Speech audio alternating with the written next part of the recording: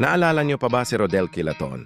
Isang dating professional na boksingero mula sa Cebu City, Pilipinas, may palayaw na Kidlat Professional Boxing Record.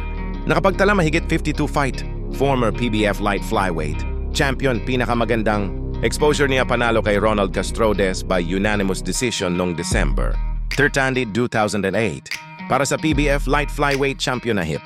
Ginanap sa Compostela, Sport Complex Compostela, Cebu City. Kilaton na ang bagong PBF Light Flyweight Champion si Rodel.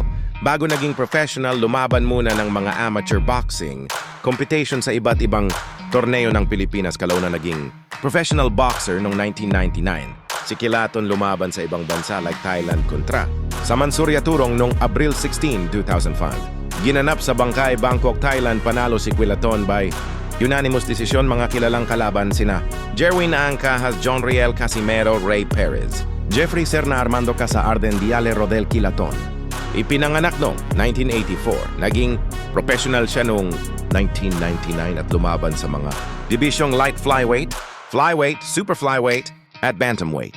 Kilala si Kilaton bilang isang matibay at palaban na boxer na madalas tumanggap ng mahihirap na laban-laban sa mga nangungunang Filipino at Thailand fighters.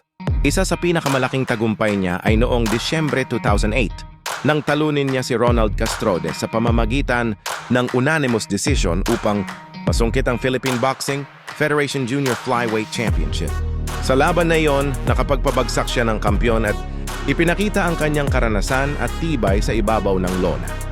Sa kanyang karera, nakaharap din niya ang mga kilalang boksingero tulad nina Jerwin Angcahas at John Riel Casimero.